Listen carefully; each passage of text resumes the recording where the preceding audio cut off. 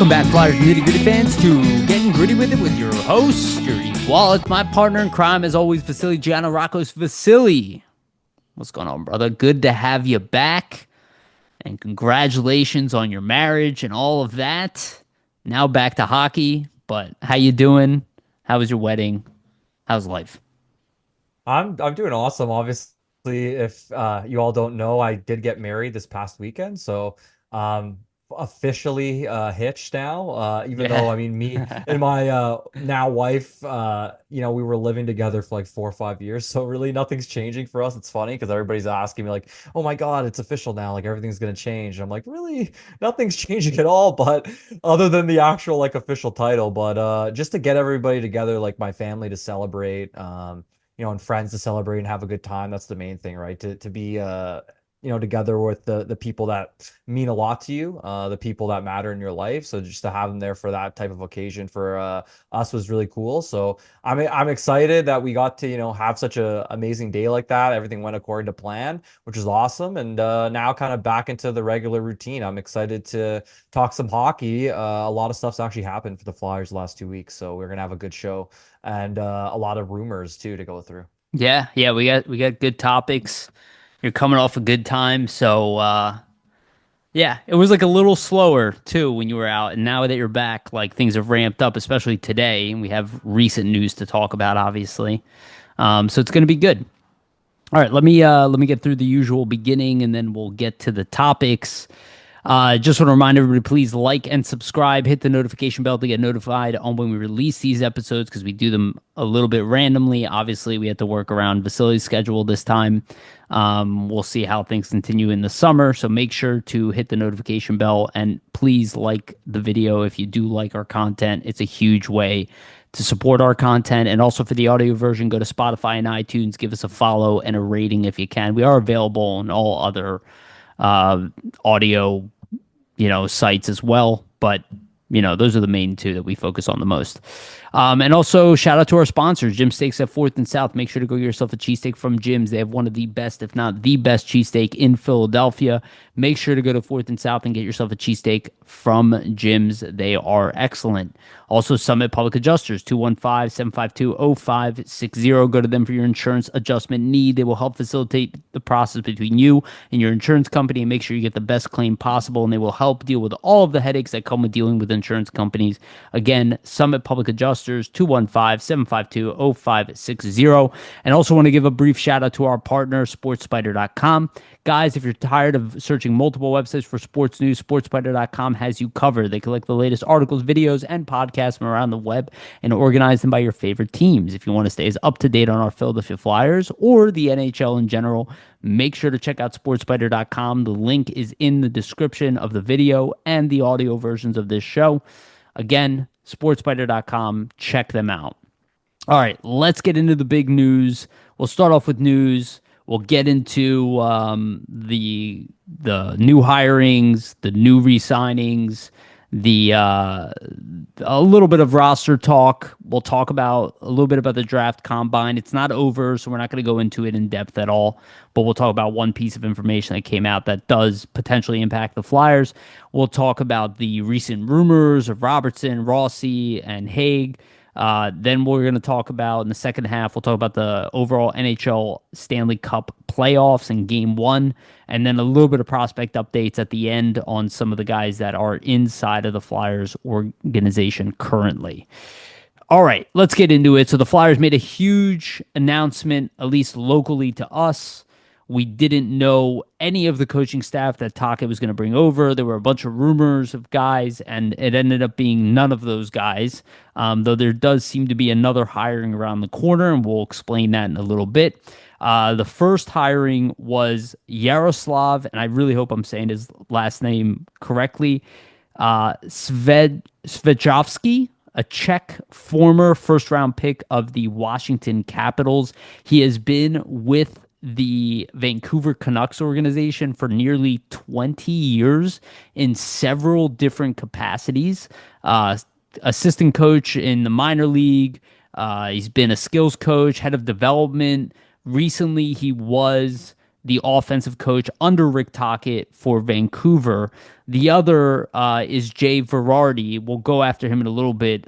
He does come from the Detroit Red Wings a little bit. He also has plenty of coaching experience at the lower levels. He's kind of been a little bit of everywhere in his career, but we'll get to him in a minute. Let's talk about Yogi, Yaroslav, who goes by Yogi. Overall, he will now head up the Flyers' offense and power play. He did have some some success in Vancouver. They were about middle of the road, about 15th in the league, 22% on the power play. So by our standard, that is excellent considering how terrible the Flyers power play has been over the past several years. By Vancouver's status, probably, they had much higher expectations. They have Quinn Hughes on there. They had Elias Pettersson, JT Miller, Brock Besser, right? And again, I kind of put that standard on the Flyers too, where we expected a better power play than what we were getting with the level of talent available on there. From what I understand, Vancouver Canucks fans weren't over the moon about him as an assistant coach. Having said that, it was only 1 year that he was really under Rick Tocchet. Prior to that, he was in a different capacity underneath Tocchet. Let me just check that. Yeah, so he was a skills coach prior to that at the NHL level for 2 years, and then before that, he was in the AHL level. Again, he's been with the organization forever under all of their different capacities, and he's also been like a high school head coach, stuff like that. Never head coach at the lower levels, only assistant coach, primarily in skills coach. So now he's kind of moved into an assistant coach at the NHL level.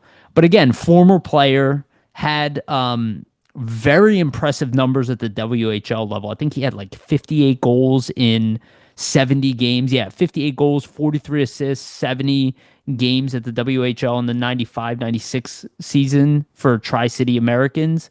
He did play some NHL games, but from what I understand, had a slew of history of issues with his ankles and concussions. So did not really end up playing many games at the NHL level.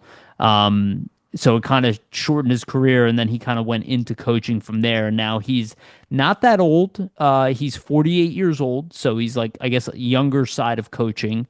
Being an established coach, and also interesting that he is the first foreign assistant coach at the NHL level for the Flyers organization. So they've never had anybody who hasn't been like Canadian or American coaching at the NHL level. They did have Kjell Samuelsson at the AHL level, and he was Swedish, obviously former Flyer.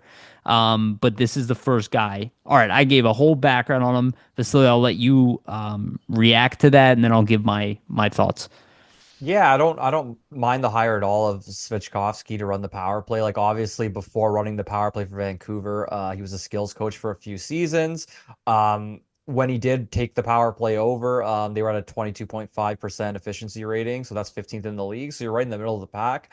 For me, what it signals is that if you have a guy turning from skills coach to power play coach, they obviously see some sort of offensive mindset that he can bring to the table, maybe certain ideas that they really like that he was kind of communicating that they wanted to implement at in a bigger facet. And that could start with the power play, right? Where you have some open space, have some open ice to kind of let those ideas flow and let that skill come to fruition from some of your higher end guys. Like Vancouver would have had like a Hughes, like a Pettersson, like a Besser. So for him being 15th, I mean, I don't see that as a problem. Like look at where the Flyers have been the last 4 seasons. It's been the bottom of the league. So I think if they could move anywhere into a range of middle of the pack like that, that would be a significant improvement from where they're at.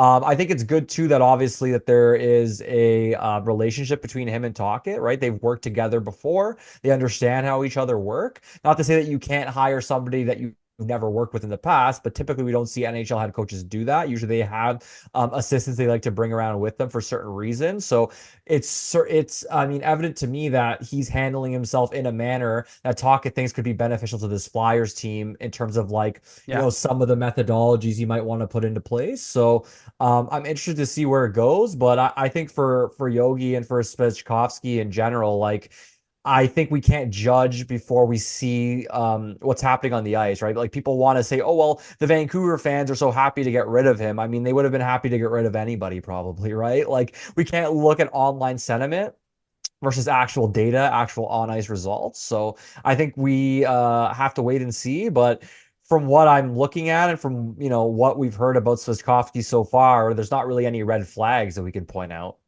Yeah.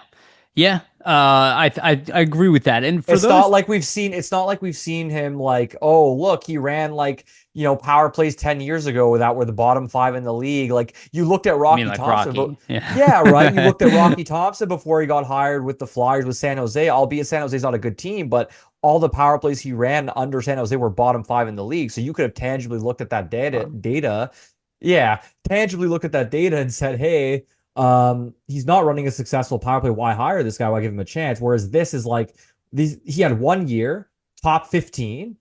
How do you know he can't improve on that, right? Because as a coach, you could potentially get better. You're learning the league, learning how the league adapts to the way you're setting up your power play and the Yeah, strategies, right? So there's absolutely. potential for improvement, Yeah, obviously. great point. And obviously, he's a skills coach. So he's a guy who helps improve the players' abilities on the ice, which, you know, we kind of need that. And we were last year the third youngest team in the league. We're going to still be a relatively young team. Maybe we'll still be, I don't Yeah. know who we're going to add, but, we could still be top five youngest in the league next year. So we kind of need somebody who knows how to work with players and improve their actual on ice skill. I wonder too with Ricci getting let go if this is a way of okay, you don't have to hire a skills coach anymore because you got this guy who was a skills coach and he's also coached the power play, so you're kind of cutting a coach out and you get a guy that can do both in Yeah. one position That almost. that might be the thought too. That I mean, I think that's a fair point. They might still hire a skills person, but they have somebody who directly can speak to that at the very least, right? So we'll Yeah. see what they end up doing, but you might be right. Maybe that is a two for one in their mind also. And we'll talk about that when we get to Varady. Because he's also interesting in that respect as well. But what I really like about it, and again, the languages are not the same. They are shared like in a Slavic foundation. But I'm thinking about like somebody like Matvey Michkov, who you had generally American or Canadian coaches. This is like a more European coach. Again, I'm not going to pretend like Czechia and Russia are best friends or anything, but there'll be some common tongue. Maybe the communication with somebody like Matvey Michkov might be a little bit better, especially because they're going to be working very closely together. Obviously, Michkov is going to be a huge part of the power play next year, as well as other players. But I really like that he was a former successful player. Again, he probably would have been a relatively successful NHL player, but had serious career-ending injuries that stopped him from being a successful NHL player. And it's one of those guys who probably had the right mind for it. He's probably never going to be a superstar at the NHL level, but a lot of times it's the guys who can think the game at a high level. Maybe they don't have the actual on-ice skill to be superstars, but they have the brain for it.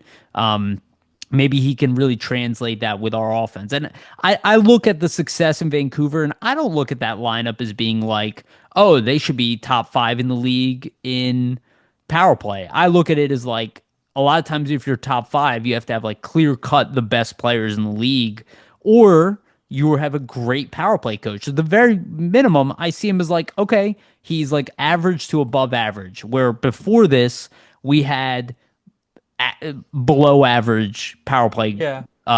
coaching. Like that is for sure based off of Also, Thompson. right, like that's only his first season really doing that role. Yeah, I So, loved like I what you was said. saying, right, Yeah. you could improve it. I would say like you have Hughes, you have Pedersen, you have Besser, you have Miller. Maybe you could argue, hey, should have been top 10, but I also look at what happened with that team just in terms of the locker room situation. I think maybe you can blame it on the coaches that oh they should have handled that better in terms of what was happening in that locker room. But I just think there's really sometimes not much you can do. It's amongst the players to sort it out with themselves. So I think that probably plays an impact too into oh maybe it wasn't that successful because all these guys kind of hate each other. So Yeah, but they did perform as well. And no, they didn't do bad. 15th is not bad. I'm just saying for right. anybody who thinks they should have been 10th, that's could be a factor. Maybe you never know. Yeah, I mean, I can understand why the Vancouver fans think they should have been 10th, But again, I'll take 15th at this point, right? So if he can even get us into like the early 20s, we'll be Yeah. incredibly happy. And I really like it from the sense that really haven't had a power play coach that has been a player at the NHL level since Joey Mullen. And obviously that's when we were incredibly successful on the power play. We obviously had Claude Giroux and Jake Voracek. We had Mark Streit on that power play at 1.2. You know, like we had power play specialists as well. But we might be heading in that direction now. And now we're bringing in a former player who was, again, a first round pick, very successful WHL player. Yeah. I understand people like want this, like everybody's needs to be like completely net new. And I feel like that's complete nonsense. And that's not the way the world goes. You know, what it is a lot of things in life are relationships. Like the stuff that I'm doing personally, and I didn't even tell everybody about my other company yet, and I'll announce that when I'm ready. But a lot of those people that I asked to join are people I took note of that I have gotten to know over the years and took note of their skills. So that is what happens in this world too. And the way I see it, you got a guy to leave a very comfortable job for an organization he's been part of for nearly 20 years. You got him to fly to a different country on the other coast to leave all that behind to come coach this team for Rick Tocchet. So while people might not look at that as like bringing in a star player, no, it's not comparable, but it is like that people are following Rick Tocchet, and that's how I kind of see it. So I'm pretty excited about it from that aspect. But we'll see. You know, he could be bad. That possibility is out there. But so far, his track record is not bad at all. And we'll see what he brings to the table. You know. All right, let's move on to Jay Varady. So Jay is also about the same age as Yogi. He's 47 years old. He's been an assistant coach at the WHL level for the Everton Silvertips. He's been a head coach. He's been associate coach. He's been all around. He coached at the U.S. Hockey League, director of hockey operations, head coach for several different years. He also was a head coach in the AHL level for the Tucson Roadrunners, who are not around anymore. He coached at the OHL level, and then he was head coach for a while, and then made his way into Arizona, where he was assistant coach under Rick Tocchet back in the day. So 1 year under Tocchet, and then he's been with the Detroit Red Wings as an assistant coach for the last 3 years. He also was a head coach of the USA 17 League, and won gold with them. So he does have a track record of success. He does have a track record of, making it to the finals several times. I did find an interview with him on YouTube, which had almost like no views and no likes. But I did listen to it. It was like a 10-minute interview, and he's kind of been all around. And there is a word that he actually started his own analytics company as well that digested like analytics and found a new way of like putting it in a format that is more digestible to NHL coaches and or head coaches in general who don't have That's time to look interesting. through.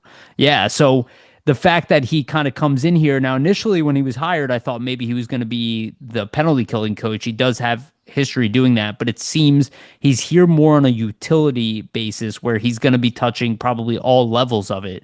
And the defensive coach has not been hired quite yet. So there's still another hiring next to come.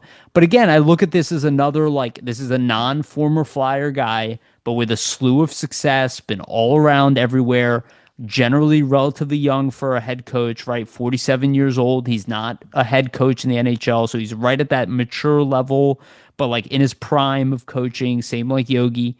So it seems on the surface level pretty good.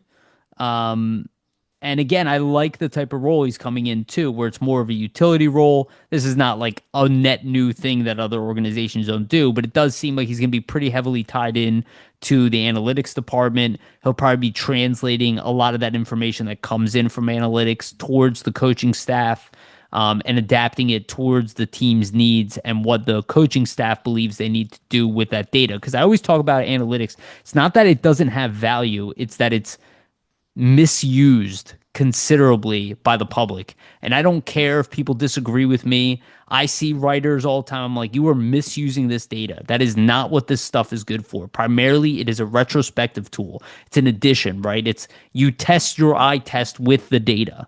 That is how it's used by head coaches. There's a reason. It's not that they don't understand numbers or that it's be above their head. Most of these people manage millions of dollars of their own money. I promise you they understand numbers.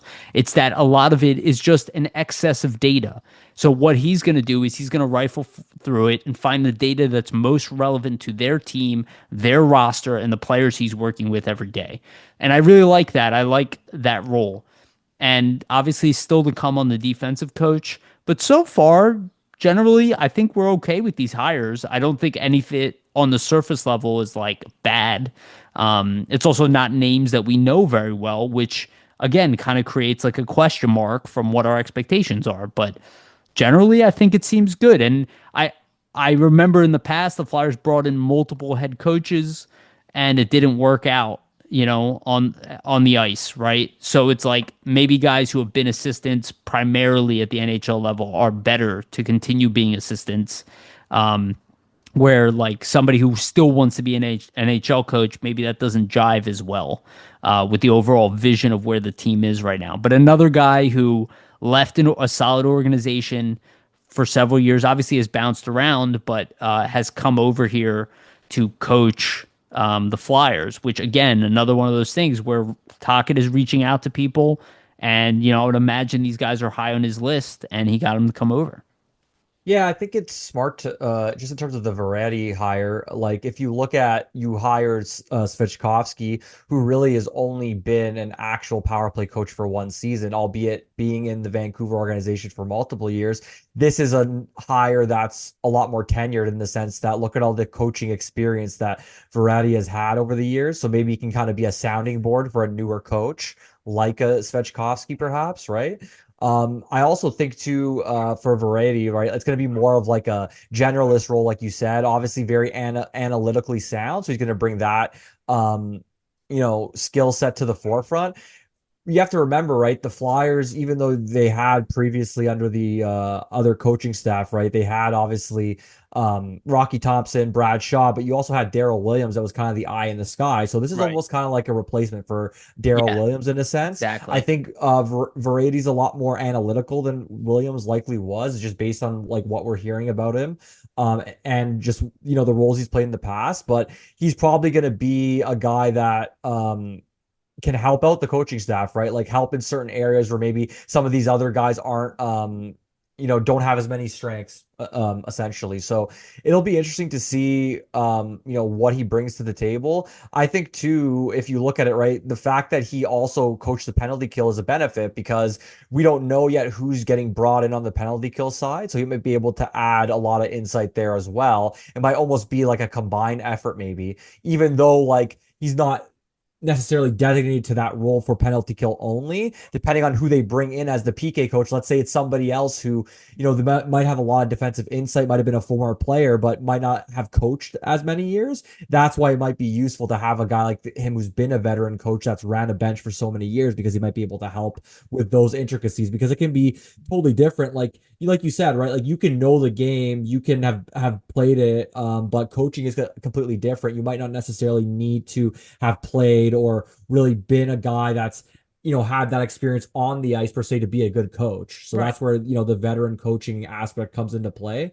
And I think too it's important, like for Tocchet, you look at both of the hires, both guys that he's worked with in the past, right? Both guys that he obviously trusts. And I think that shows and that builds like strong relationship between your coaching staff. If the players see that the coaches are united and they're in a aligned front, and typically that's going to be the case if it's guys you've worked with in the past, then usually you would hope your players will unite and align under the vision you're trying to, you know, establish with them in terms of, okay, the systems and getting that buy-in, right? If it looks like the leaders in front of you are aligned to the system they're presenting and everything makes a lot of sense, then typically you as a player, it's going to be easier to buy into that. So that's why I think even though you could get other coaching candidates, like you said, that could have been head coaches or maybe guys that Tocchet hasn't worked with in the past, it can always be a risk if you've never worked with somebody. You don't know how it's going to mesh live when it actually is happening when you're trying to coach and teach these players these new systems and things like that. So I think Mhm. just the fact that it's guys that he's been familiar with, it's a good thing because you both understand how, you're going to work together, right? Because you've done it before. So Yeah, yeah, and I think that's really important. And I like the diversity in the team, very different personalities. From at least from our distance right now, very different like paths. Like Varady, he never played at the, NHL level, but he did play NCAA hockey. He was a captain at Union College. He wasn't like even a very good player, which a lot of times, you kind of look for that in coaches, right? Like guys who exceeded their abilities and their positions by their brain and their work ethic. Those guys tend to make good coaches because again they think a certain way, and we've seen that in the past with other players who it's like when Wayne Gretzky tried to coach, he wasn't a great coach. The guy knows the game as well as anybody, but he knows what he's capable of doing, which is stuff that's impossible for 99% of players. But guys who can coach that middle is what you end up getting like more out of your team. And a lot of NHL successful coaches, they weren't great players, right? They were great hockey minds. That's why I always talk about like Sean Couturier, even though he is a very good player at the NHL level, he's got a hockey mind. Noah yeah, if you Cates, can think hockey mind. critically, it's all Yeah. about being able to see those things on the ice, seeing the open spaces, seeing, okay, like where the missed coverages are. It doesn't necessarily mean you need to play to see that. You just have to be able to think critically, Yeah. see the different routes. So, Right. You have to be a strategist for the most parts. And players who kind of exceed their abilities tend to be the better coaches. So we'll see how they do.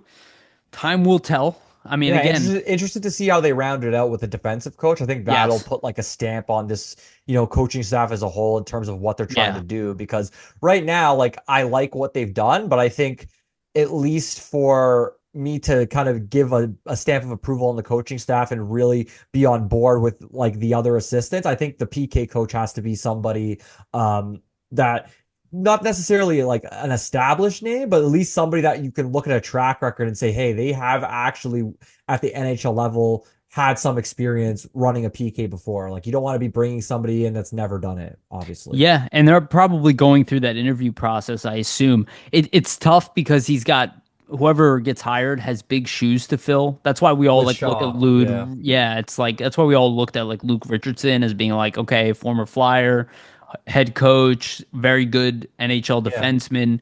Like they might have to find somebody like that, but it might be somebody that we don't know also. But it Yeah. sucks because he's gonna be compared to Shaw, and Shaw One was a thing to very good know assistant coach. One thing to note too, right? Like everybody was kind of screaming, "Oh, the ex-Flyer thing." Well, none of these guys are ex-Flyers, so Yeah. there's But that. I they're mean, Talkett obviously is an ex-Flyer, but it's based on the relationships he built outside of Philadelphia, not yeah. anything to do with this organization. Right. So You there's wanted new another, voices. yeah, right. These are guys that have never had any ties to the Flyers organization. So just because one guy did doesn't mean that, his relationships and bringing them in also have them like a part of Let that Flyers, let's let's brass be or honest, anything. Well, Vasily. That whole thing is complete nonsense. I of mean, course, yeah, Tortorella wasn't but an ex-Flyer.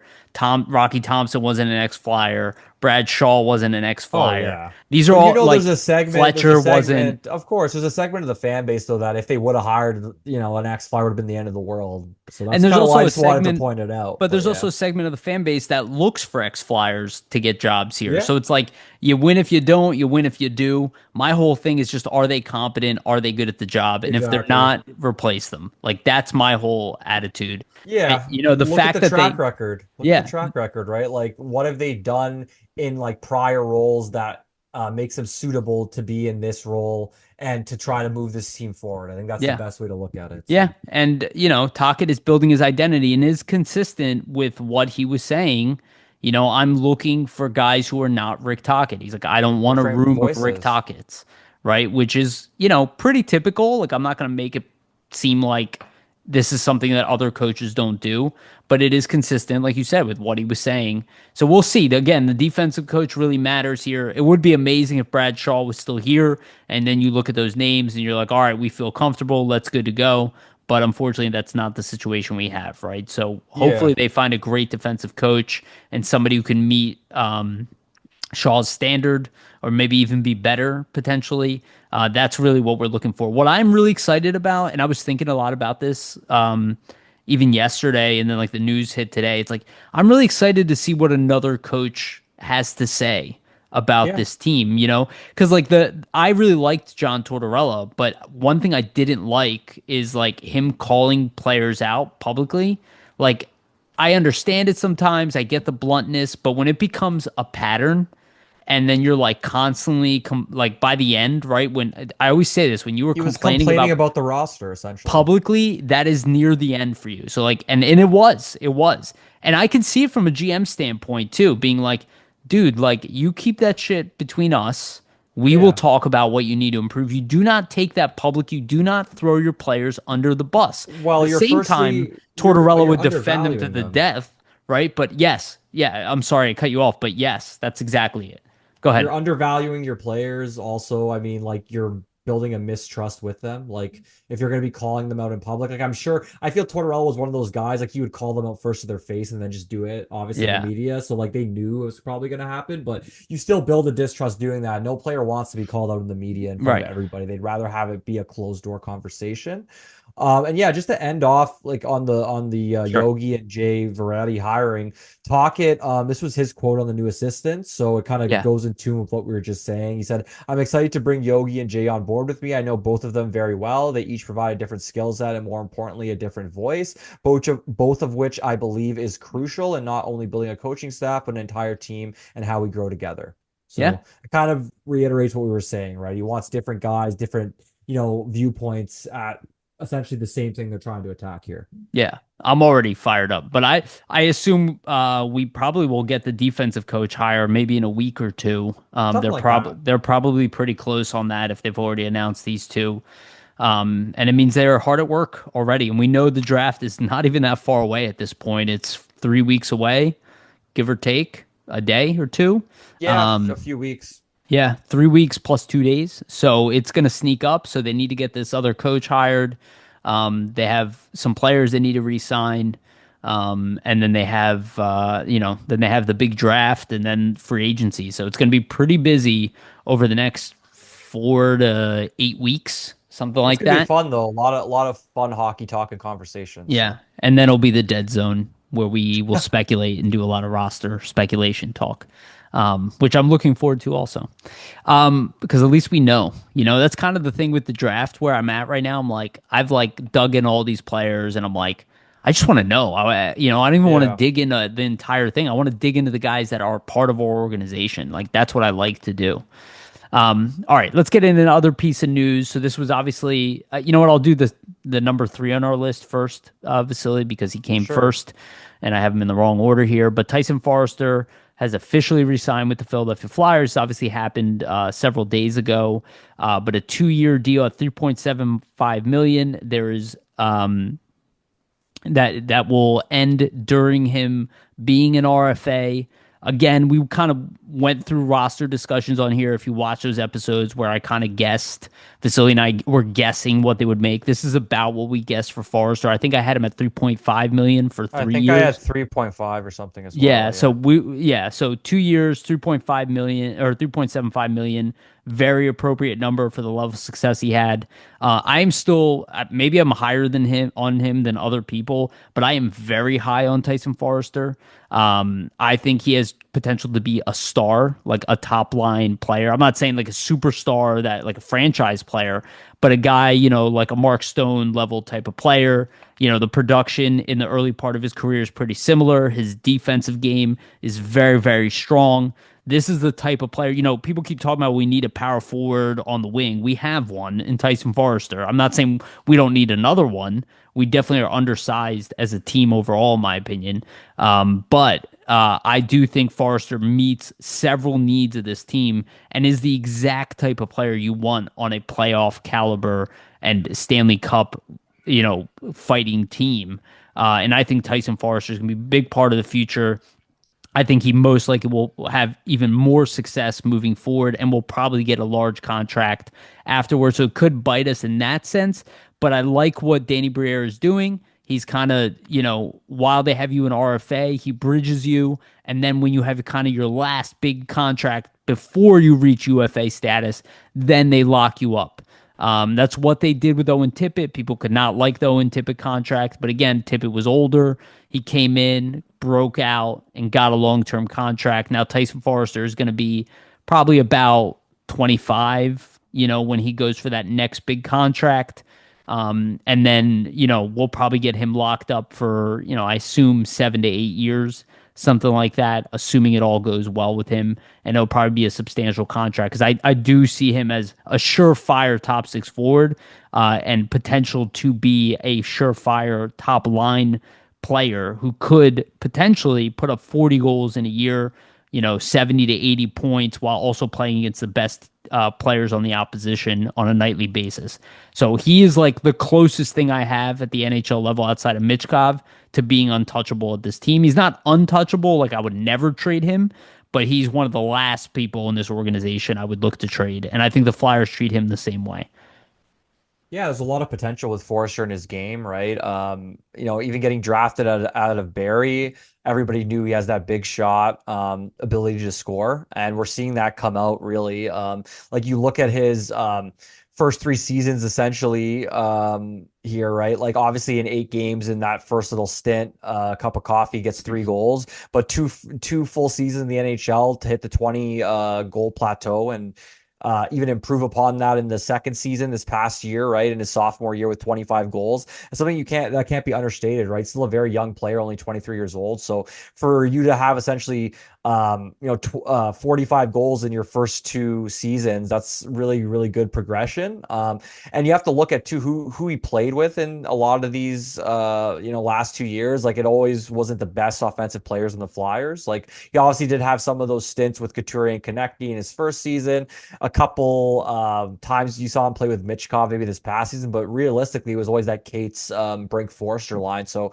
I'm interested to see what he could do with more power play time because I think he hasn't really unlocked his shot yet on the power play, right? Like we've seen him score at even strength, but he hasn't had a lot of power play scoring. So you have to think about if the power play improves, if they can utilize his one timer on the power play, how much better can he get?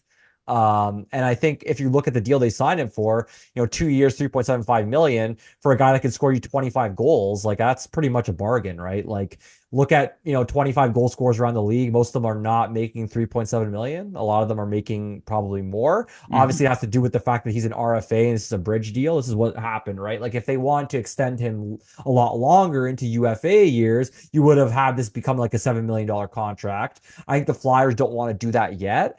And personally, I like the approach. Like I think there's two ways to go about it with RFAs, right? Like hypothetically, you could sign him to the long-term deal. He hasn't really proven to earn that yet. But if you dangle the carrot and stick in front of him with the bridge deal here, I think it's an easier way to motivate a player, right? He doesn't have the money yet. He hasn't really had much success at the NHL level. I think with a bridge deal, it's a safer bet to ensure that the player is going to continue to progress. Whereas if you're giving them that long-term contract right off the bat and he hasn't really done a lot for you, first of all, you're setting a precedent in your organization that any winger coming in and producing similarly is going to get that type of 6 million, $7 million a year deal at 23 years old. I don't think you want to do that just in this cap world that you're in, that you want to kind of set a precedent like that for a winger. So that's why the bridge deal to me makes a lot of sense. And also, right, like if you are going to set that precedent, you're potentially getting into a situation where you pay them all this money and they don't ever live up to that potential. And if you're the player, they're a professional athlete. Obviously, they're going to be motivated to improve, but you never know. Once you get that big ticket, who knows what the motivation is going to be like after that.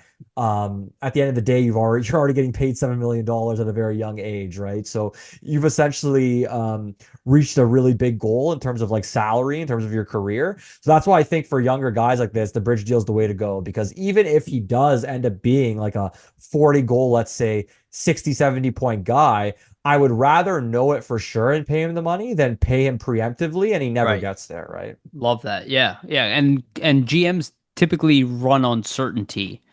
Um, sometimes you can make a big bet, and the Flyers will have to probably do that with Mitchkov. But again, that's But like a that's different an case, extraordinary right? circumstance, I would say, That's right? an Like, outlier, right? yeah, well, he's a guy coming in that was arguably almost a point a game in or in like at a 19, 20-year-old level. It's a lot different than what Forrester's been doing. So I think that's what you look at it and you can make the bet there and say, okay, like 95% of the time this is going to turn out the way we think. Whereas with a guy like Forrester, we've seen it go both ways, right? Where guys have gotten the bridge deal and then earned that next contract. But there we've seen guys too get that long-term deal because teams are trying to get that cost certainty, and it came back to be a terrible deal and terrible contract and bite them in the ass down the line. So I Yeah. think there's benefits and to either or, but where the Flyers are and the fact that they have so much cap space coming up here, I don't really think it's going to be a problem for them because you got to think about the cap space in 2 years from now, how much they're going to have, right? Yeah. Like, Yeah, absolutely. I really like the Forrester signing. I think everybody is generally in agreement on that one. And that one could end up paying off for the Flyers in the end, for sure. The other re-signing was Noah Cates.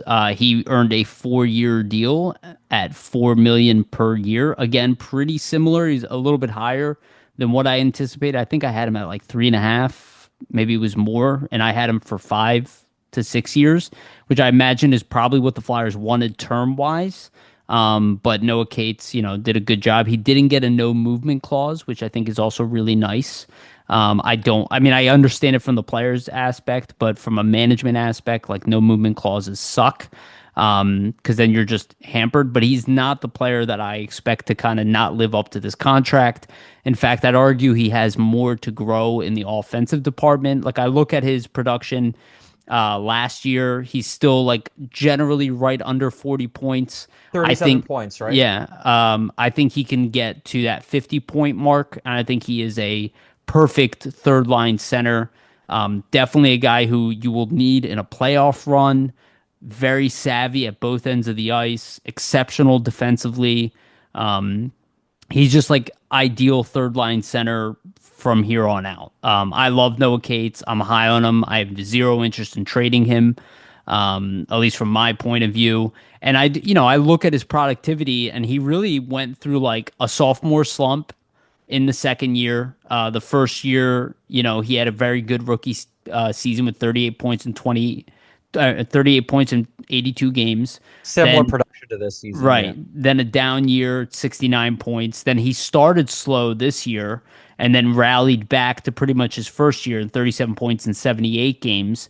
So he's at a .43 point per game throughout his career. I think he can hit above a .5. So I think a .55 is probably where he'll level out, .55, maybe .6 at some point in his career. Yeah. So I think he can have really good production for a third line player and high end defensive abilities. So I am all for this signing. I'm very happy Noah Cates stays here, and I think he should be a lifer, in my opinion, as a Flyer.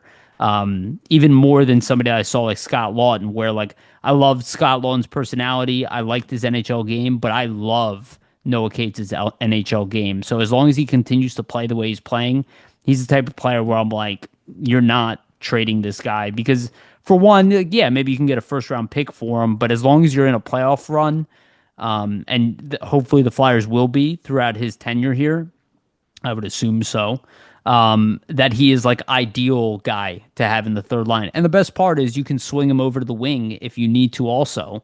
If you do, if Jet Luchenko comes in here and he needs to play center and you do bring in a big name as center and you still have Sean Couturier, maybe it's a third line of Couturier and Noah Cates in the future, which is a ridiculous third line to have to play against Yeah, in in terms a of play. defensive Right, prowess, exactly. definitely. Yeah, I really like the Kate signing. Like I reacted to it on Twitter initially and kind of said it's a great signing for the Flyers. If Cates can continue to match the production he showed this season, and if he improves at all offensively, this is essentially a steal, right? Like you have to look at it. 4 million for 4 years. I think the Flyers, they could have got him at 6 years, 4 million. That would have probably been their ideal. But if Yeah, they went to that 6 years, it probably would end up being like 5 million or something like five and that. a They half, maybe they even. likely didn't want to go to that, so they'll take the 4 years and then see where it goes. And you're really essentially um getting him in his prime here, right? Like he's 26. These are his prime years. So these are essentially going to be his best seasons moving Yeah. ahead. So it's a good bet in terms of the fact that he's likely not going to get worse. If anything, he's going to improve here into his prime, right? So that's what they're hoping. This season, 16 goals, 21 assists. I think it's the most scoring. Like obviously he scored more points in his rookie year with 38, but when I say this is the most like offensively dominant he's looked, I think just in the way he was scoring some goals this season, right? Like his Yeah. first season, the other couple seasons, it was all like tap in goals, garbage goals. We saw him this season skate in with the puck, look confident, rip a couple goals top shelf, like some stuff that we haven't seen from him before, show a little bit more of that offensive skill. So I think that's, a positive, right? You want to And see he a was guy kind of grow trending into his up own. Yeah, too, right? that's what I mean, right? Second Like half was like lights that out. yeah, that's what I wanted to get to. So like essentially he started the season pretty slow, started off as a scratch, then was really a fourth line player till about probably 20, 30 games in where he kind of got a lot more ice time after that. And I would say too, right, like they see that in the second half and are thinking, oh wow, if he scores at this pace in the second half for a full season, then he's almost like a 60, 70 point player. Obviously That's a steal. probably they're not Yeah. probably expecting that to happen, but you really never know. So at least with the contract they have him at, it's a really digestible deal. Like with the cap going up, people might look at 4 million and say, "Oh, 4 million for a third line center." But with the cap going up, every third line center is going to be 4.5 million, right? Like now it's Yep. kind of 3 million around that 3 million, 3.5 mark. You're going to kind of see it gradually go up to like 4.5. I'm sure you're going to see some third line centers get really overpaid to an UFA, maybe even get 5+ million just with the way this cap is. So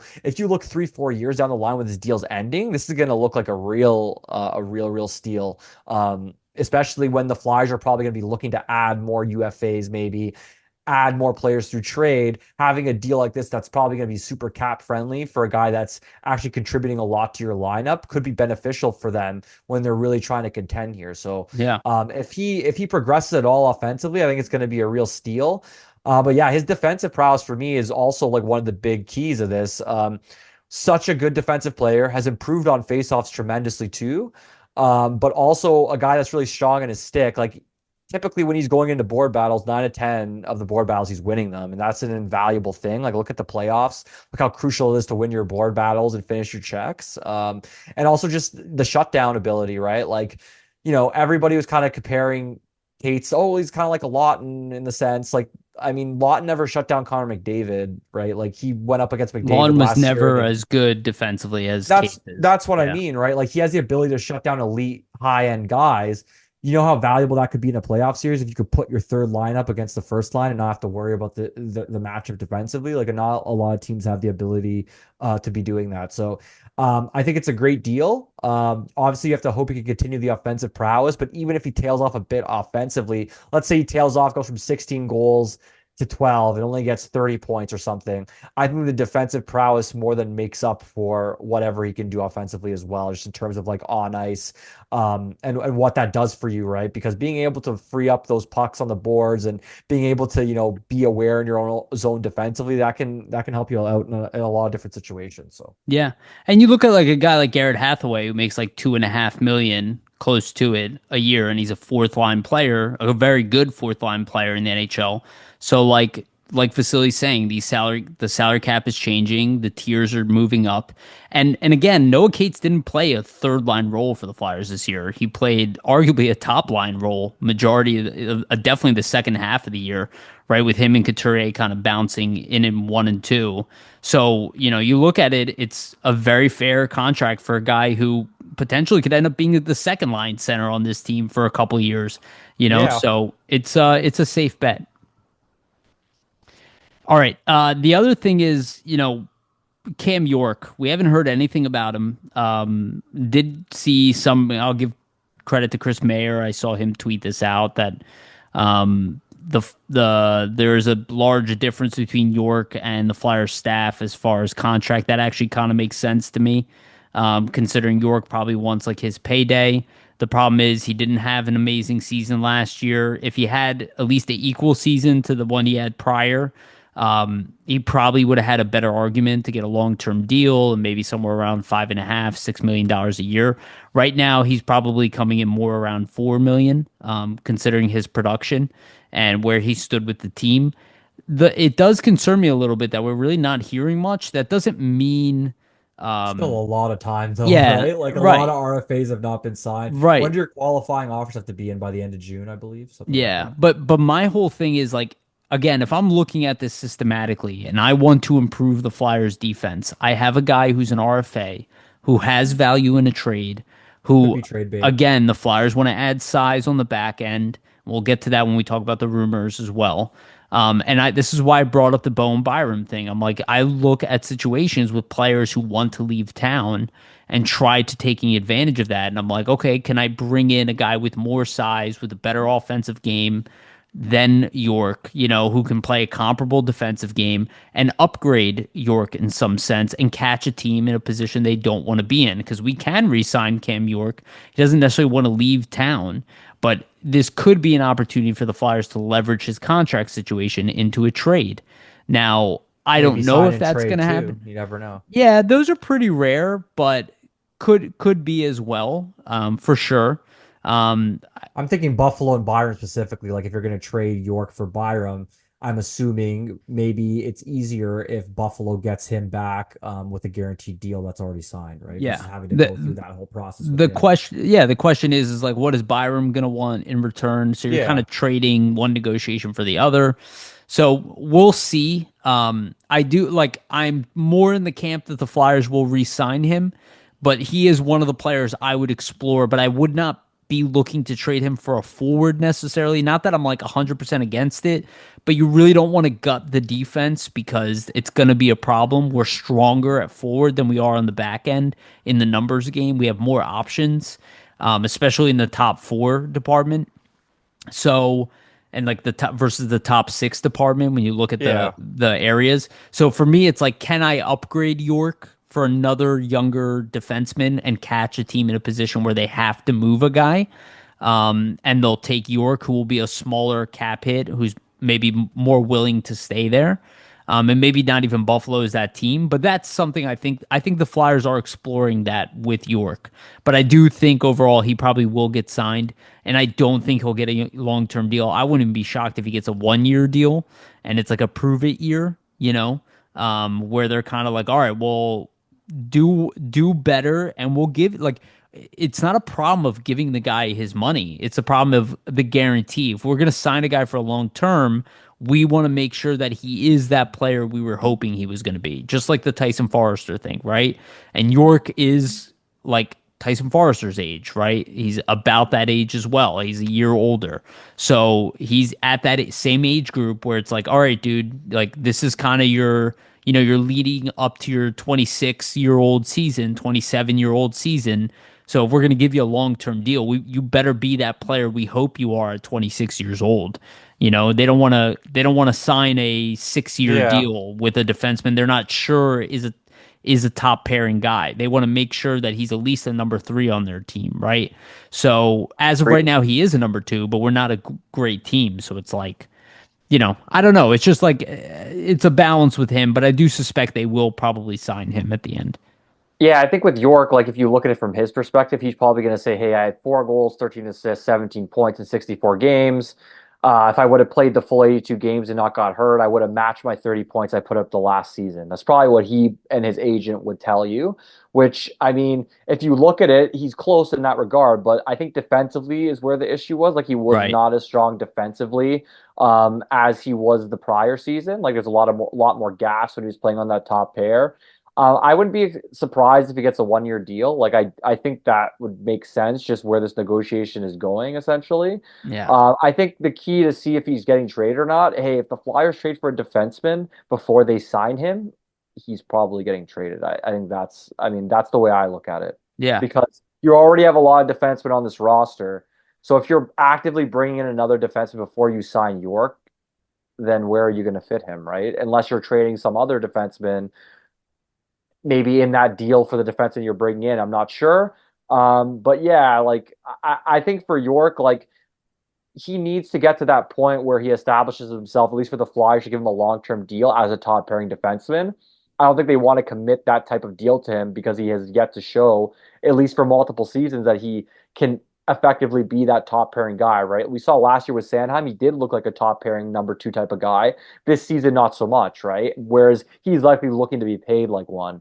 And I think the Flyers just don't want to risk that based on past season performance. And honestly, the blow up he had with John Tortorella, you can hate what Tortorella did and maybe the way that he handled it, but I think if you're a player, you should never blow up at your coach in the way that York did. I think that shows a level of immaturity from him. So I think it also hurts his contract negotiation it and does. their buy-in to him as a long-term solution. Yeah, you ultimately don't want a guy that's going to do that. I don't think. Like even if you do hate the coach, you want to do that stuff behind closed door, not have it become a huge national media story, right? Right, absolutely. So we'll see. Hopefully there are more updates on the York situation as we move forward. We will see. And I guess I wanted to bring this up quickly. Uh, are the Flyers desperate to fix their goaltending situation this season? We've talked about this. A lot of people, and it was stated on this podcast that if they want to be more competitive, going in with Fedotov and Ersson, not an amazing duo, at the NHL level, especially in Fedotov's case. And the Flyers are kind of hampered right now. Like I'm looking at Puckpedia, they have about $9 million like in dead cap space if you include Fedotov. If like they don't utilize him this year, it's another goaltender that would be sitting in the minors that makes way too much. And part of me goes like, I don't know if this is the year to fix the goaltending. I've gone over this. I think I went over this last episode when you weren't on here. It's like I kind of look at the players available. There isn't really anything available like on the surface level, like on the UFA market. Maybe an RFA potentially, but like a Trade for a UFA. goalie or a backup, you never know. Yeah, but it depends what it is. And then you have the question marks with Bjarnason and with I Kolosov mean, and I then would just Zabragin say I potentially. would just say for the trade, like if you're the Flyers, you have so many draft picks, if you're going to trade a third or a fourth round pick for a solid veteran backup, I don't think that's a bad thing. Just looking at what the goaltending situation did for the players this season, right? Like you Assuming saw a that's all it lot, would take. Yeah, yeah, if that's the and case. yeah, I mean, you got to see obviously what's available. I just think you can't go back in with Fedotov as the backup, just because the players don't have confidence likely in his abilities. So you're already starting at a disadvantage in terms of developing guys. Like you want to make sure they have a solid foundation in net, so they're not overcompensating due to the goaltending, right? I think there's buy into Urson. Like I think he played really well at the World Championships too. So Obviously, yeah, his numbers I are great. think, yeah, like I think for him, he's fine. He just needs somebody with him that can also shoulder like a decent amount of workload. I think if he's gonna go in and be the guy that you're like, oh yeah, like time for 65 game Urson, I don't think that's a good idea. But if they can get a guy in there like I don't even know, like a Cam Talbot or like somebody of that ilk. It's not obviously going to be a guy like Talbot, but like some goalie that's Of been a that veteran. caliber. Yeah. Yeah, like even like a Peter Mrazek, like we've had him before. But he, was pretty really good numbers for Chicago this past season. Like you get a guy like that in as a backup who can put in some solid games, like at least somebody that can give you some sort of stability in there. Um, The problem is, well, is that whoever we bring in needs to be on a short-term contract as well, unless it's a younger goaltender. And yeah. maybe, and that's kind of what's hampering me is like, what is the situation with Kolosov? Is he staying? Is he going? Like, I need to know more. I agree they need to bring somebody in, but my whole thing is like, is it a swing guy that can play in the NHL that could replace Fedotov if Fedotov shits the bed again? Like, do they Yeah. go riskier than we would like them to go because they're still like one more year, like one more year, and then we'll go out and we'll fix the goaltending It when could our be. cap opens up. That's kind of where I'm at. I understand that on the ice, and there is a risk, like you talked about, of not having good enough goaltending to even be like average in the league. There's a risk that comes with that too. So I would hope that Danny Briere has a good solution in place, like something like what you're talking about, where you could trade a third or a fourth round pick to get an RFA or a UFA guy from a team that, it just needs a new change of scenery, but it'll be better than Fedotov. But then you got to figure out what to do with Fedotov. Like if Fedotov leaves, I'm like all for it. Like, yeah, let's go out and get a guy even for 2 or 3 years. But Jake Allen's the guy that I look at that yeah, like but isn't he gonna want like a 4 year deal? You don't think? I mean, he's what, maybe 34, he's like 34. I just think with guys like that, like there's always going to be a team. Like and let's he's say the two number years from one available though. no, I know, yeah, UFA. like he's definitely one of the best. But I just mean in the sense that like, okay, he's 34 years old. Let's say 2 years from now, you have younger goalies that are coming to the fold. You want to replace him. Like you're gonna sign him for maybe what, like 4 million, let's say. Like you can always eat half of that cap and then trade him at a deadline to a team that needs a goalie. Like I just feel like you can easily trade a goalie who's a decent backup because there's always going to be a team looking for a decent backup goalie If if you need to trade him. if it's on a short term deal, that's why I don't trust the UFA market because I'm like, if one, I don't know, like if the guy's willing to accept a 1 year deal, he's going to be like potentially a project of a guy, Yeah. you know. But having said that, maybe he's still better than Fedotov, because Yeah. Fedotov wasn't very good at all this past year. He had like a couple games where he was good, right? But that's not NHL level. So we need something more consistent. I'm just like, I'm hoping that they find something that does not hamper because Erson's going to need a new contract too, right? Yeah. And he's probably going to get more than Maybe one what guy too I'm looking Fedotov's at. making. Yeah, one guy too I'm looking at is like Ilya Samsonov. I don't know what's happening with him in Yes, Vegas. he's the one Like guy that stuck out to me that's as pretty well. interesting. Only 1.8 million cap hit this past season. He showed the He ability needs a to, new, yeah, new change of scenery, yeah, but he showed the ability to like play well in the past. So, like I said, some guy like that potentially that has shown past ability maybe. So we'll have to yeah, see. But who's like I think at I least think better they're than gonna. Fedotov, right? Yeah, I think they're gonna bring somebody in for sure. Like I think you can't go in there with this tandem again. They got the worst save percentage in the Well, they league. It's it's pretty it's stupid. Like I this is like what I said at the end of the season. The fact that Kolosov was not playing in the minors makes me think that Kolosov is gone. So if probably, Kolosov yeah. is gone, they have to bring somebody else in anyway. It just depends on what kind of caliber they're gonna. Because if Kolosov's not gonna play in the minors and develop, like there's no point of you being here. Just go play in Russia, and if you prove to be a better goalie, we'll bring you over. Yep, yep. But outside of that, it's like okay, we need somebody. And then what happens with Fedotov? Like, is he gonna object going to the minors? Right? We can save like 1.1 million on his cap, right? So Yeah. that drops him down to He could want to two terminate his something contract based off that news and completely potentially. leave you in the wind, and that Yeah, might be a benefit, I right? So I we'll want to see what see happens. Briere. But Yeah, but I want to see Briere be shrewd. Again, they're probably with one of these second round picks. They're going to take another goalie. There's about 5 goalies available in this upcoming draft, and the Flyers have plenty of picks in the second round to take one, right? So they have Bjarnason, they have Zavragin. They're going to probably bring in another goaltender. I doubt they're going to take one in the first round, but probably in the second round. They'll bring in another goalie, right? So you have the system continue to flow. But the problem is you have these two question marks with Kolosov and Fedotov. I just feel like until I know more information about what's happening with them, I'm assuming you're running it back until you give me some kind of update, because like it's okay, not I'm it. assuming the opposite. I'm assuming they're going to sign somebody, to be honest, because it just like it's Well, been what so do you do? bad. So on the surface, totally agree with that. But what do you do if Kolosov is still here and Fedotov is still here? I If mean, like, I don't know. I'm just looking at it thinking like Kolosov went back to Belarus already. Just all the tea leaves, it seems like he's not going to be back, and that's why I say sure, that. sure, yeah, I agree with that one. So, but and exactly, if Kolosov is gone, I'm like, okay, well, are they going to take a risk on like a 25-year-old guy who's like a swing NHL, AHL guy and be like, we're going to roll with Fedotov in the beginning of the year. And if he doesn't look good, we're just going to send him to the minors and we're going to take this one last year. Because this is not a tenable situation for the future. No, Absolutely definitely not. not. Like, I'm 100% with you. You cannot move forward with this goaltending situation. Could you get away with one more year of doing it? Yes, because of the financials, but the on ice implications are not great. So I just want to see what they do with Fedotov because I have a feeling he's not going to want to go to the minors too. And if you can get out of that contract, then it's an easy decision, right? Yeah, definitely. Even with Zavragin coming over in 2 more years and Bjarnason developing, then you're like, yeah, well, we need a veteran guy. I agree with you. Ideally, we need a guy who's like 32 years old, or even a guy like Samsonov who can at least play at the NHL level consistently and be that backup, a steady backup for Ersson.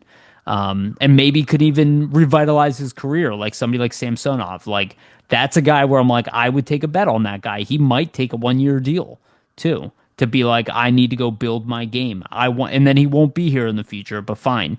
We got him for at least the in between. So we'll see. I agree it's not tenable from an on ice standpoint. Like we cannot have bottom of the league goaltending on a consistent basis. It destroys your organization. So we will see. All right. The other thing that I want to bring up is the draft combine is going on right now, where all the players that are included in the draft, they come for their assessments, their health checks. They go through on the last day, which again will be over the weekend.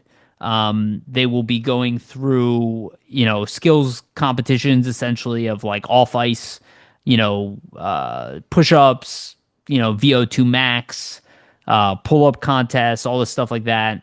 And again, remember, Sam Bennett couldn't do a single pull up in his, and A that lot didn't of matter these, at all. yeah, a lot of these combine results, it's like these are very young men, so don't Yes, take it too right. much to heart, I would Yeah. say. But it does do It's a little fun. bit, like Yeah, you it's can fun. see It's fun. why the Flyers, it more just gives evidence to us of why the Flyers could be into somebody like Jet Luchenko scored really high on all the fitness tests, like almost Yeah. everything. Which again, you just look at the physical acumen of a guy who is, at the end of his draft from the age, pretty much could have gone in this year's draft with how old he is. You looked for people maybe to be ahead, so it might move some things slightly, maybe one or two spots, but nothing is going to change significant. However, there is one player who could see a significant change. Now, Roger McQueen had several back in issues this year. He has come out on. He was with Adam Kimmelman and Mike Morale, I think, on an interview about his back injury. He said his back injury was misdiagnosed as a pulled disc. It wasn't. It was actually a fracture. So he was recovering in the wrong way. We've heard this similar story with Nolan Patrick, who also was a former Brandon Wheat King, who also was a former top pick. So McQueen might be a safer bet. He has said that he's 100% now, and that it shouldn't be an issue moving forward. However, he's going to give you the best side of that argument. I think maybe it'll help a little bit with him, not falling further down the board. I do see a lot of people talking about him like he's going to be a top pick. I have concerns about McQueen beyond the injury. Like I looked at his, pre-draft year production. It wasn't like incredible or anything. Like there are players that outdid him at that same age. He's like also very old for his age group, similar to Nolan Patrick, and I've kind of learned more about that every year since then. So like I kind of look at him as like I don't know if he's actually like this surefire top 5 pick when he's healthy. Like I don't really no offense to Craig Button, I don't really trust his assessment on players as much as I do like Steve Corniano. So we'll have Steve on here talking about that. But I don't think it really changes much for the Flyers. I don't think the Flyers are going for McQueen at 6, personally. But maybe this will stop him from sliding, which also could be bad because he is a guy I'm like, if he drops like 12 or 13 or 14, I would love to move up to take a swing on a guy like this. But he is not like a surefire prospect, and the only thing that holds him back is his injury. There are a lot of question marks about McQueen in general, and he also doesn't play a very physical game for a guy 6'5". And the advantage that a player at 6'5" has over 17, 16, 18-year-old is quite substantial at the OHL level. He's not going to have that advantage at the NHL level, really. He might, but it's not a guarantee he will either. That's why I kind of, size is a thing for me, but it can't just be the Yeah. height. It has to be the physicality and the tenacity in which that player plays and uses his size. So I don't know. I like McQueen, but I don't see him as like a top 6 pick in this draft. I think But you have this to take could it with stop a him from grain of sliding. salt. I think it's a Yeah. grain of salt type of thing. Like, of course, the player is going to go on this interview at the combine and say, "Oh, I'm completely healthy." And, if it wasn't for the doctors that misdiagnosed by injury, I would have been healthy even We earlier. heard Like, that with Patrick too. yeah, he's trying to raise his stock. And you think that his agent also isn't, not to say feeding this to him, but right? Like these conversations are being had behind closed doors because they ultimately want to raise his stock because they want him to be a top 10 pick. And we know that there's been, rumors all year of him potentially slipping out of the top 10 due to the injury, right? So I think that you have a big guy like this who's 6'6", it becomes enticing due to the fact he's a center, and has that size. And now if, there's a legitimate claim that actually he's completely healthy and really it took so long for him to get to that point because of a mixed diagnosis, the player is basically saying the onus is not on me that I was unhealthy for all this time. It's really because of this and that, right? And now I am healthy. Um, like I said, I think it's a tactic by him and the agent to try to ultimately raise the stock. Personally, I mean, I think that he's a guy that might be a top six center in the league, but I look at the speed factor. I look at the fact that you're 6'6" and you don't use that frame all that often at the OHL. Does that even mean that the size is going to matter that much at the NHL level? Because Right. you're already not using it. You're already not using it that much against players that are not as physical as you. So what happens when the physicality intensines or gets more intense and you're already not the most physical of guys at the lower levels. So like I don't really think the physicality thing and the height thing should play the biggest factor for a player that doesn't use the size to their advantage so much, or it doesn't seem like they do anyways, right? Like it's almost like the JVR knock where the guy had a ton of size and was never a physical player. And those are the players that you kind of always want a little bit more a little bit more from, and a little bit more from. So I look at McQueen, and personally, I think it's an interesting tactic by him and his agent to potentially raise the stock. For me, the pick still for the Flyers potentially, and I think the guys they should aim for, if they're available, are probably Frondell and Hagens. I don't know if those guys will be available, but those would be my choices. So I Yeah. think if all three of those guys were on the board and the Flyers picked McQueen over a Frondell and a Hagens, I think would be a huge mistake. Yeah. I'm still in the Hagens in this order: Hagens, Frondell, Denoyer. And I'm not an expert on this draft at all. I could 100% be wrong. I could be wrong about McQueen too. I could be too, yeah. I'm just saying based off what I've seen on the surface level, that's my assessment. Yeah. I would say like right now my guys are, Hagens, Frondell, Martone. Okay. Hagens and Frondell above I Martone. But I would yeah. be happy with all three of those guys because ultimately I think they have top line potential. Whereas McQueen, I don't necessarily see that bona fide top line guy, right? It reminds me a little bit of Anthony Mantha, who was 6'5" in his draft year, And dominate. everybody salivated over him. And he did have a Yeah. couple good seasons, but he never ended up being that top line player you No, could rely he on. ended up being a middle six forward, 20 goal scorer at the NHL level, and he was a 50 goal scorer at the juniors league. So again, a lot of it is projection. I like McQueen. I'm not saying like he's a bad draft. I just think it's a risk at 6, especially with the other players on the table. I And don't why take know. a risk, right? Why take a Right. risk if there might be another guy that doesn't have that risk associated to them? So Yeah. that's my look I at it mean, too. he's essentially Jet Luchenko's age. Um, he's a month and a half older than Luchenko, and his production is about the same. And he's a sixth, potentially going at 6 overall. I don't know, and he doesn't have like Luchenko's defensive abilities and Or the speed. speed. Yeah, Yeah, exactly. or tenacity as well. So, um, again, I don't know if the Flyers take him. We'll evaluate it from there. It'll be a fresh start, and it'll be his. Like again, he's not a player not to be excited about. I'll make that clear. Like if we were drafting, 12 and we got McQueen, I'd be like sick.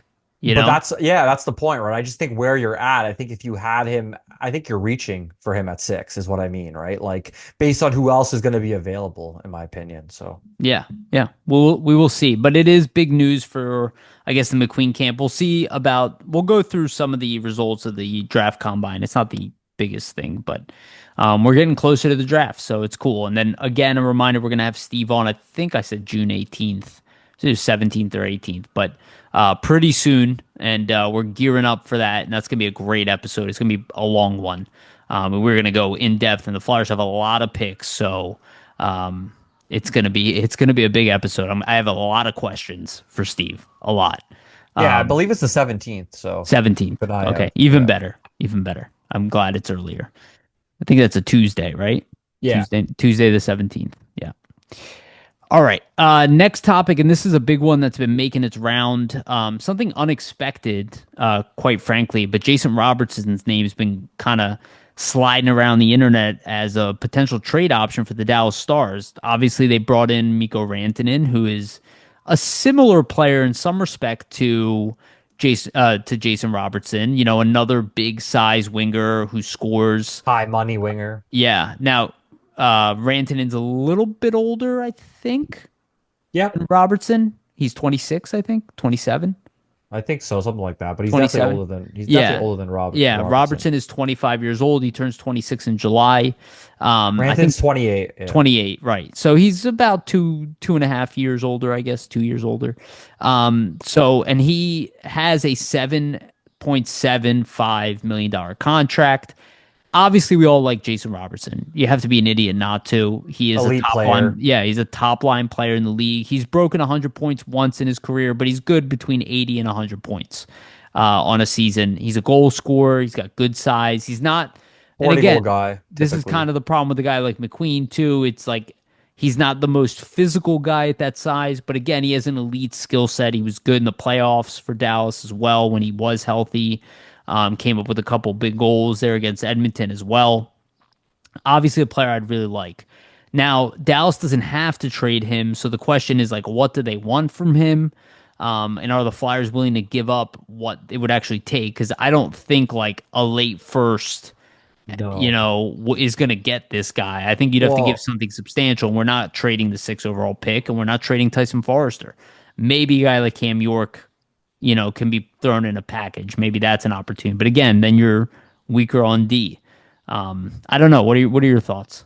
yeah, I just look at where the rumor's coming from. So like Jeff Merrick had a blog post about it on Daily Faceoff. So I mean he's very credible in terms of his Yes, sources. he is. The fact also that it's not like on a podcast and he's like writing about it probably makes you think like there's a lot of merit to this. He wants to get that out there for people to read and for people to really see.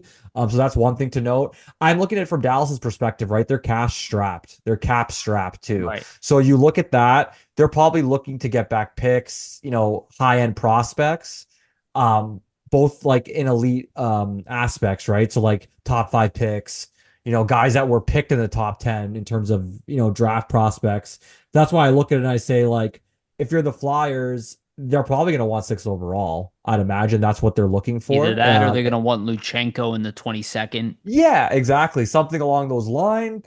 Along those lines, I would say. I mean, like you're looking at Robertson, he's a 40 goal scorer, multiple times, 100-point player. So if you're gonna trade for him, you're gonna have to give up something of value. You're not gonna be able to trade like pennies and peanuts on the dollars to get him. So Right. you got to give to get, right? So it depends on what the Flyers are prioritizing. They already have a lot of wingers. Um, so I wonder, what Dallas would want back if it isn't going to be like if it isn't going to be draft capital or young prospects, right? Like are they going to want a winger back because they're trading away a winger? So you have to look at that too. Like what does Dallas ultimately want back Yeah. and what Dallas wants back, like is that something the Flyers actually have, right? In Yeah. terms of, And it, what's in their asset pool. Personally, if I was going to trade for Robertson, this is a package I think would be interesting to me. But the thing is for Dallas is they don't want to take any money back, so it's not going to work for them. But I would try to do like probably Tippett, Cam York, the 22nd overall. Start it with that. yeah. Look, surface level, yeah, that's like what we would offer. I don't think that that's what they're What they looking would take. for. That's what I Right. mean. They want to move this $8 million for a reason because they have no cap space. They need to make They're additions in other areas. So they're going to look for a team that's willing to part with a top prospect and a first and a round top pick. pick. Yeah. Yeah. And depending on how good that prospect is, will determine how good the pick needs to be. And it's probably not going to just be a first round pick, right? There could be a Let's second say, thrown in there let's too. say you're the Flyers and the trade was 6 overall and bonk for Robertson. Would you do the trade? It's tempting I because would do it. the value is there. The only problem I have with it is that it kicks the can down the road at fixing the center position. But Yeah. like ideally, the guy you'd be trading for, after a few years of development, you hope would be as good as Robertson, right? Who's Yeah. 26 years old. He does kind of match the age of this group. I think you'd have to be tempted, and Bonk is not the thing that really worries me about the trade. It's like It's the I'm not. 6. Yeah. It's the number 6 and really a Jet Luchenko. I know everybody's not high on Jet Luchenko. I am. So like I'm like looking for ways to make sure we're still strong down the middle. So that's kind of where I'm at. I think you have to have the conversation and see Yeah, what especially if they're it's willing to that type accept. of, especially if it's that type of value, Maybe because no matter what you say, the 6 overall is very valuable, but it's still a question mark. Jason Robertson is not a question maybe mark. maybe they So would be open to like Bonk, Brink, and the 22nd. no way. No way, man. No way. And that's kind of my problem is like, Not gonna happen. You gotta give well, something elite back to I like, or don't at I least the don't know, potential of elite to but get a guy like Robertson. I agree with you, but the problem is their leverage hurts because of their cap situation. That's why a lot of times we've Yeah, seen maybe. players But who knows? traded for less than their value They because they want the cap space, technically they like technically we don't did have to with. trade him, Well, right? like So what we did with Farabee and Frost, right? Like people are like, yeah. "Oh, the Flyers lost this trade, but we opened up a significant amount of cap. That Yeah. was the largest I incentive for mean, us." if I'm Dallas though, you technically don't have to trade him. So if I'm not getting the offers I like, I'm saying, well, I still got a Sure. 100-point player on my roster. And if we need to free up cap space, let's trade a bunch of scrubs Well, who aren't 100-point players. he's So primarily an 80-point player. I will say that. He's hit 100 points once in his career. Everything else has yeah, been 80 points. okay, here, I'll reclassify 40 goal scorer. How about that? Yes, I There we think go. that's no, I think it's fair. He's a damn good hockey player. I would absolutely love to have him here. The problem is that are the Flyers in a position to actually win this? Because there will be a team that is willing to throw a lot at them. Like I'm not stupid, right? Like what you're Oh saying is yeah. true. Like there is a team out there, maybe even a team like Vancouver, right? Who's like, well, we need Hey, it. Our team's if going I'm backwards. We need Vancouver, this, I'm trying to trade Pedersen for him somehow and get rid of Pedersen. but they can't because I Pedersen makes know. 11 million. You I know, know. this is the problem that Dallas has, and that's the only thing I could see like leverage on would be like, well, we'll take the whole cap hit. You know what I mean? We're in a position to take all of that money, but Robertson is not a throwaway player. He's still a No, top line exactly. player in the league, and he's young. And So that's the I, thing, I right? just Other don't think the teams Flyers are. are gonna pay a premium Who's for in a him position to nonetheless. probably get him and probably needs to go after a player like this? Detroit. Yeah, maybe Detroit would be good. They have a lot of young talent. I think maybe LA is Montreal. Yeah, LA, LA. Montreal. Depends on who, like if they want to go for Marner. Like, would you rather have Marner at 11 million or Robertson at 7.7? Probably Robertson. Yeah. Right. So it's like I think there's a team out there that's going to offer probably something better than we are willing to offer for Yeah. Robertson. Having said that, like let's say we did trade Luchenko and the 22nd, and maybe we even threw in like a Denver Barkey, right? We had to give him something more substantial. I think we I could still all like the live with. trade for the Yeah, I think we could Flyers a all. I think lot. we could all live with that You because get a 40 goal scorer and you trade away what Luchenko, you said the 22nd and Brink, and you traded away two guys that have never ever been close to scoring and 40 maybe goals it's a ever. second round pick as well. Yeah. You know. So I think like tangibly you look at it and say, yeah, it's a home run for the Flyers, and you look at it for Dallas and say, well, there's a lot of potential, but really none of this has been proven yet. Yeah, So and then you draft the center at 6. That I'm very like I think the 6 would get him obviously. I think that's probably what you're going to see if he gets moved at the draft. It's going to be one of the teams in the You top know 10 who move that you know who pick. probably wants him? Buffalo because he's locked Maybe. up. They're willing to trade their number 9. Does he have a no trade or no move clause, Robertson? I don't remember. I don't know. Because if Let's he look it up. does, I doubt Buffalo's on that list. Right? Yeah, you're But not they would wrong. love him. I don't think anybody's on. I don't think Buffalo's Well, on anybody's there are list. several So teams that have trouble signing players that no, of would course, yeah, like Winnipeg, right? Like, yeah, and they're losing Ehlers right now. yeah. So it's kind of like replace Ehlers with though I did hear they want to re-sign him. I don't see a no trade clause. Um, I Yeah, I'm don't know looking if I'm even too. looking the right area.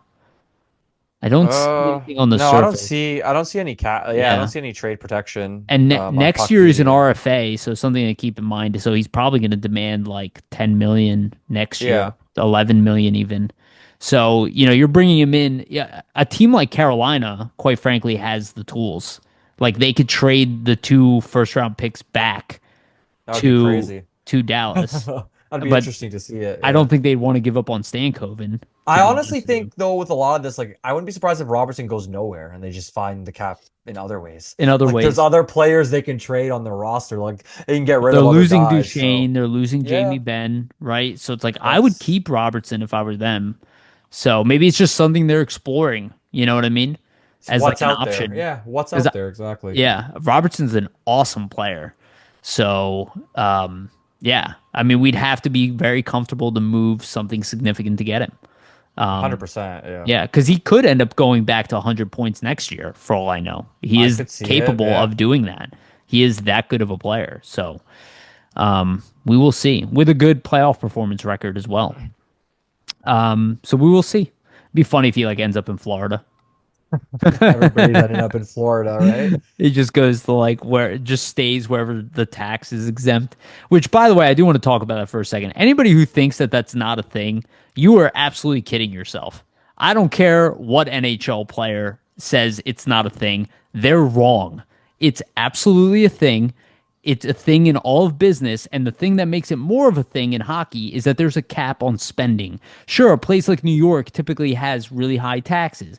You know what? They can overpay people because of the high cost of living. There's no cap in the public marketplace of employment, but there is a cap in the NHL. So it becomes an advantage. And then, Anson Carter, why it wasn't as big of a deal 15 years ago? Because the cap was like $60 million. Now it's going up to 100 million. So imagine 4 or 5% difference, 6%, 7% difference of a $50 million contract rather than a $5 million contract. It's a larger, substantial amount of money. It's going to become more of a problem. It's not the end all be all to building a team. Edmonton has higher taxes than Florida, and they still built a great team. It's not the end all be all, but it is an advantage, and it's not a fair uh, playing space for everybody. I don't think we should punish the players and take money from them, but I think there does need to be some adjustment in cap leniency, where maybe you can go over the cap if you have a higher, depending on your local taxes, which the Flyers do not have the highest taxes of income tax of some of these cities. Some cities have much higher ones, you know? So we'll see what happens with that. But as of right now, good to go. Yeah, the other rumor, and let's skip the Rossi talk because I talked about him last time. The other one was Nicholas Hague. His Interesting. tenure, Yeah. yeah, his tenure in Vegas is over. He's a free agent. He's gonna be out there. He was making about $3 million a year. 26-year-old defenseman, defensive defenseman, former second round pick. Apparently, there's rumors that the Flyers are interested. I think actually on its surface level, it does make sense. A lot of people seem to be pretty down on it. I don't think that they look at somebody like Igor Zamula as like part of a cup winning team. So if it's a situation where maybe you trade away Zamula and bring in a Nicholas Hague, who's going to be more of a defensive Yeah. defenseman, He's an um, RFA I'm too, so interested. you got to factor in they're gonna have to re-sign him obviously if they trade for him. I would say like the rumor right was the Flyers were going to trade a winger, or Vegas was apparently looking for a winger potentially in return for a defenseman. I mean, if you're the Flyers, you have an abundance of wingers, so Yeah. it doesn't really make a lot, or like it doesn't make a big difference. I think if you're Philadelphia for giving up a winger to get a guy like Hag just due to the abundance of wingers that you have. Who are you giving up though? That's the question, right? Like, is it a Bobby Brink? I feel like Brink's made a lot of headway the last couple of years in his development, so it's almost like you're pulling the plug on what he potentially could become for you down the line. Though you got to factor in Hague is a 6'6" defenseman. who had a significant role in Vegas' Stanley Cup when he was in the top four role when they won the cup. So even though last season wasn't his greatest season, there's a bit of a knock on him right now because he got turnstile a little by Edmonton due to lack of speed.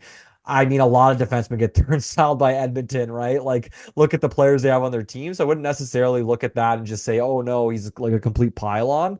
A lot of people see him more of like a third pair type of guy.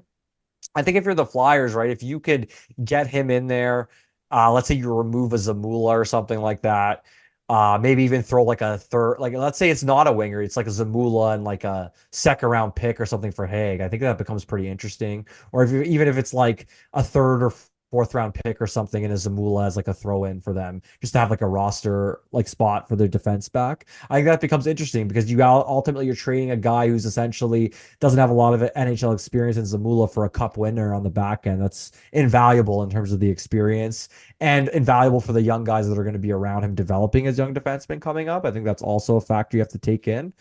So we'll see where it goes. Like, I don't know if they're actually going to pursue Hague. Obviously, there's rumors out there. We saw so many rumors, at the trade deadline. None of that comes to fruition. So we're kind of getting to that season where names are just going to pop up and come out of nowhere. So I don't think it would be a bad signing or anything or a bad trade, if the Flyers were to sign him.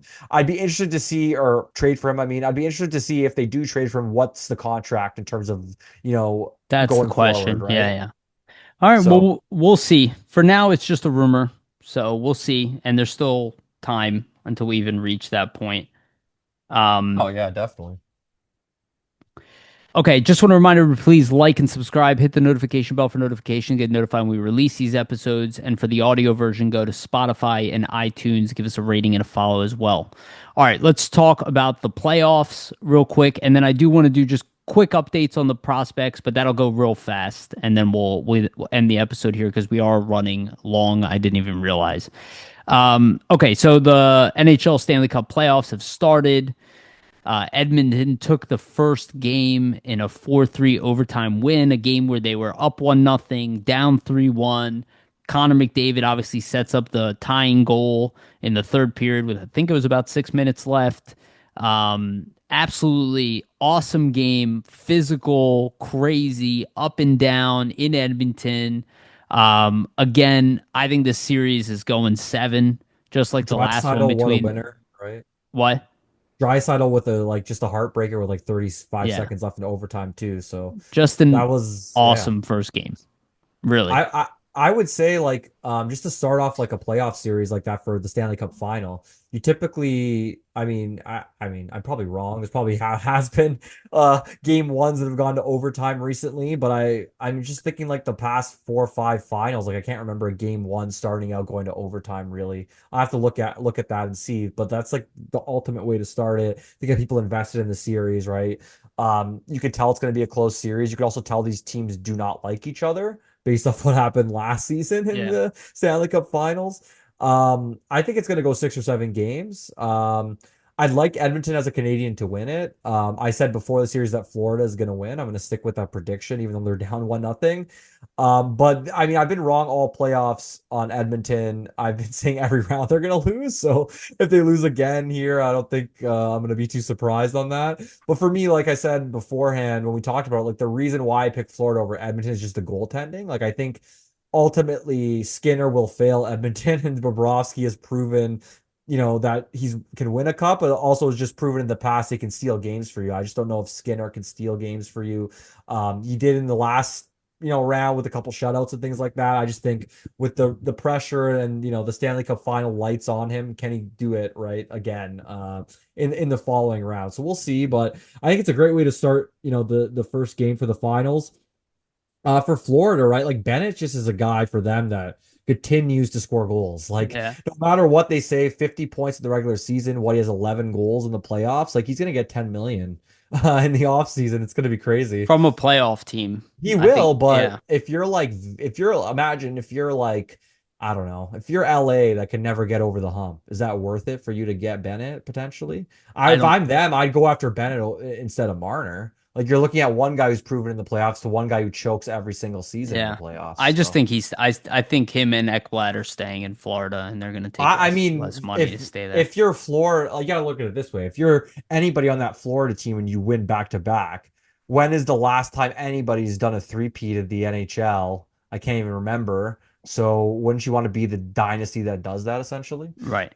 Even Like, three you'd have to go back to the Oilers, I think, for a three-peat, right? Yeah, but even Of the even the 80s. So even the visits did what's it called do it? Islanders do it in the 80s with like three in a row? Dennis Potvin. Maybe it wasn't three in a row. Maybe. They had a I don't know. dynasty back then. They had two in a row for sure. Yeah. Yeah. We'll see. We'll see what happens. Free agency is going to be wild this year and even crazier next Well, year. especially with The the rising cap. cap. Yeah, the Mhm. rising cap. Yeah, no, so Islanders, yeah, cup champs 1980, 81, 82, 83. So, Yeah. yeah, Yeah, that was a that's dynasty crazy. back then. Them and the Oilers really like the last teams to Yeah, win, I think, three plus in tip, a row like that. typically you'll like lose. It's hard enough to win two in a row, let That's alone what I mean, and three. that's why I think if they win the two, like those guys are definitely coming back because it's Yeah. like as a group, you are just Well, gonna want I to also think do that. without the sales tax, the weather, they have a team that's probably capable of winning the championship next year as They're all well. probably friends and buddies with Yeah, each they're other. probably Like like, I'm it's just gonna too stay enticing. here, Yeah, it's too enticing to go anywhere even else. if I can get, 10 million from some other team, I can get 8 in Florida, make about the same because of the lack of the income Yeah, tax. exactly. And I don't have to move my family. I don't have to do any of that stuff. And I'm So, still on a winner that we just won right. on. Like, yeah, Exactly. too many benefits. Yeah. Okay, the last thing is just going over Flyers prospect stuff. I'm gonna just speedball through this stuff because we've gone too long. But Denver Barkey and Oliver Bonk are officially Memorial Cup champions. Finally. Yeah, we watched that. Easton Cowan got the MVP. Barkey had the same amount of points as Cowan in the Memorial Cup. He had an excellent Memorial Cup. Bonk played a very good defensive game in that final. Apparently playing through injury as well, which Yeah, he was really strong defensively in that final yeah, game. He even had a really like quote, kind of a really interesting quote, just showing like how much they've worked towards this. He said, "It means everything we've worked 4 years for ever since we were 16. This has been the goal, and the last year to get it, it's an amazing feeling." So, like it's we said, awesome. from the end off their junior career, especially after going to the Memorial Cup the last 2 seasons and losing, like being so close, Yeah, it's just a great story for Bonk and Barkey to be able yeah. to accomplish that.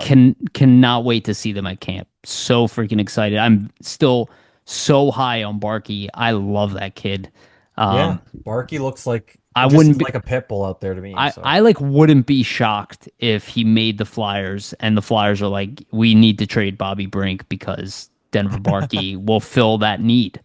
never know. I mean, it only is good for us if he overachieves. He's most likely going to need a year in the AHL, but We'll I see. wouldn't be Yeah. shocked. Like I wouldn't be like, oh my God, I can't believe he did. I'd be like, yeah, Hey, well, it reminds me of Konechny. The last Flyers Memorial Cup winner who was the captain of their team turned out to be pretty good. His name was Mike Richards. So, Yeah, if he turns out to be half as good as Mike Richards, I think we're in good yeah. shape, right? Richards was the shit. Yeah. This is also a small piece of news. Roman Rottenberg was fired as the coach That of was surprising to me, Yeah, man. I think we're all surprised by that. It's just interesting news. It's not really Flyers related anymore, but I guess he does have Zavragin in that organization. Hey, Larionov's his replacement, which I think is great for them. I think he's a really forward-thinking Yeah, coach. So, I mean, but the way he treated Michkov, and Demidov too. yeah. And Demidov also had an excellent KHL season, and he's like, Got I don't treated know. like shit by him too. Yeah, So, so yeah. I'm happy for that Maybe squad. Ska's fed up with that. That hey, you're making all these young stars want to leave a Leave, year into their right? contract when we That's could what have I was had them saying. here for 3 seasons. They lost Nikishin as well to Carolina recently. Yeah. That's kind of what I was thinking. Maybe, yeah, maybe it's related to that.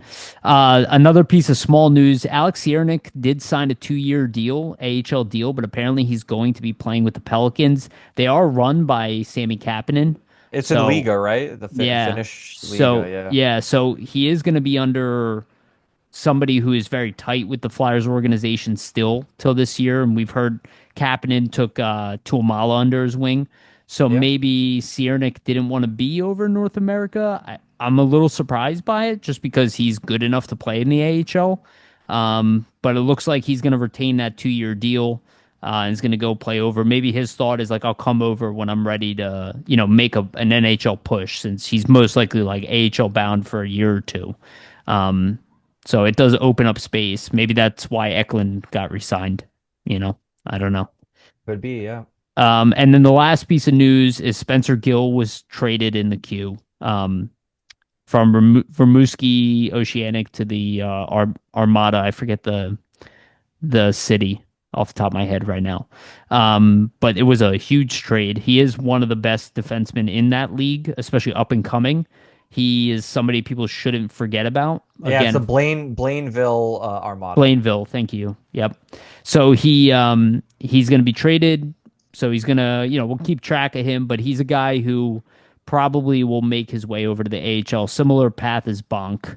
I think we'll see him on, and apparently he gained like nearly 20 pounds of muscle from last year to this year. He's like over 200 pounds right now. That's a big deal because he's a tall kid with a lot of skating potential and two-way potential, and he was very thin.